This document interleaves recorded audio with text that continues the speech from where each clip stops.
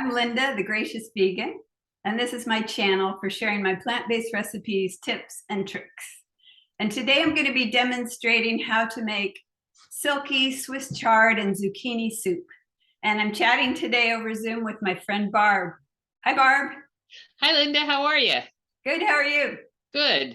I'm excited to be here actually because I have no clue what to do with Swiss chard. So I think giving a recipe for soup would be perfect. So we're going to jump right in. And this is essentially a three-stage recipe. And the first stage is to water saute diced onions and the stems of the Swiss chard. So I've diced a large onion, and so that's about 2 cups. So I'm going to put that in my Dutch oven here. And then I cut up the stems of the Swiss chard because the stems are tougher and need more time to cook. And so they get sauteed with the onion. So I'm going to put those in here. Are there different colors of Swiss chard? I've only ever seen the red. Oh, okay. Yeah, there are 3 different colors of chard. I have 2 leaves here. So this is white Swiss chard with the white stem, and this is the red. And there is yellow with bright yellow stems as well. Huh. Yeah. So usually in this soup, I don't use red Swiss chard because it turns the whole soup kind of brown and unappetizing. I'll leave it at that. Okay. So let me switch to my overhead camera.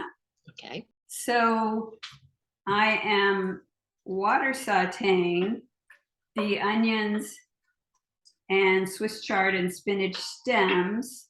I like to saute with water instead of oil, so I can avoid processed ingredients and save fat and calories. Okay. I have a recording about water saute if people want to learn even more about that, and I have a guide on my website as well. I'll put those in my description. Okay, so these are going to cook for another 7 or 8 minutes. Okay. Okay, these onions are nice and soft, and so are the Swiss chard stems. Can you see the difference, Barb? I can see it. It looks fabulous, and I wish I could smell it because I bet it smells wonderful. It does smell good. Yeah. So it's ready for the next stage of ingredients. I'm going to switch to my regular camera.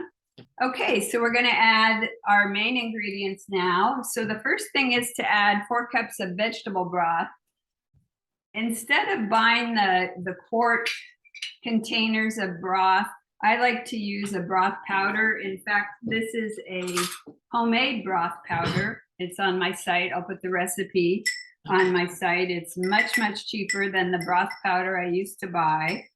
So I'm going to use 4 teaspoons, and then I'm going to add 4 cups of water.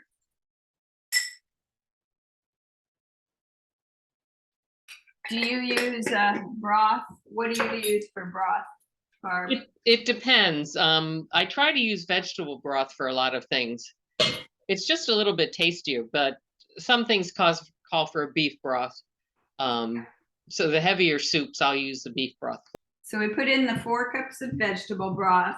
Then we put in all the leaves from the Swiss chard, and in this case, leaves and spinach. Okay. So we took out the stems and diced those to cook with the onions. And then I cut the leaves into ribbons. So we're going to add all those to the pot as well. And it looks like so many at this stage, but Swiss chard is like spinach in the way it cooks down to almost nothing. Yeah.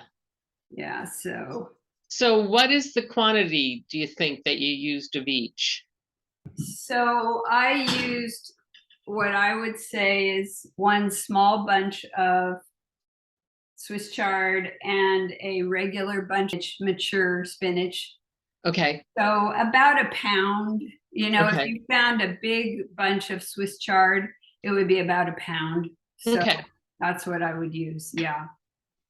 And then we also put zucchini in this soup, so I just sliced those. Now, could you use the yellow zucchini or You is it? could, that would be interesting, because then you would get a little bit of that yellow color in the final Right. soup. I like that idea. Huh.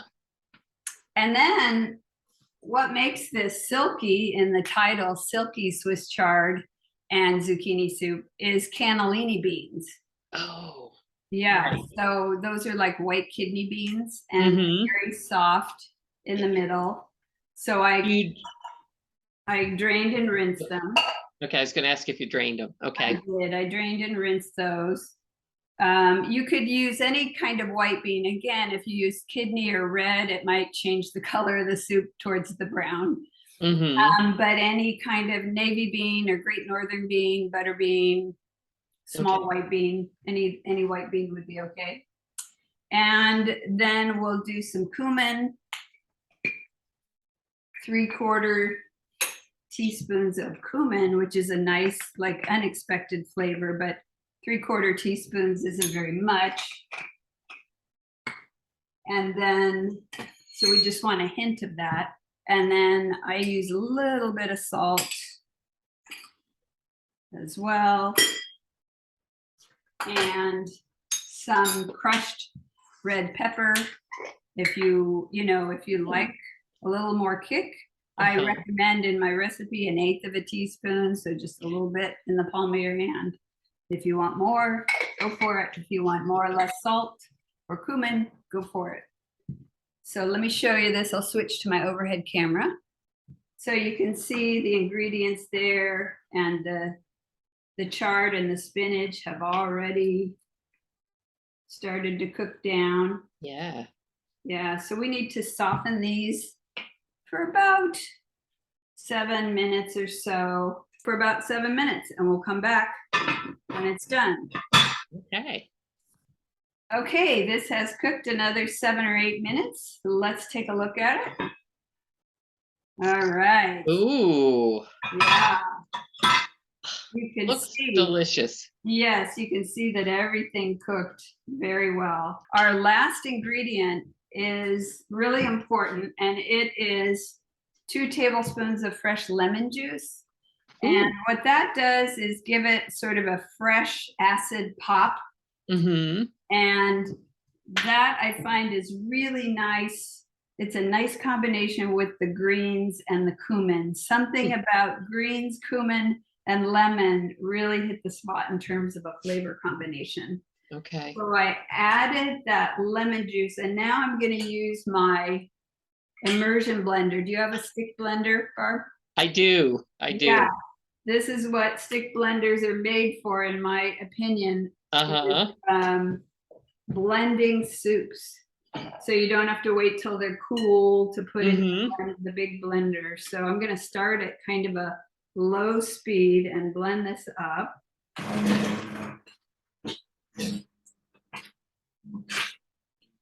It'll eventually get all those zucchini. Right. Yep.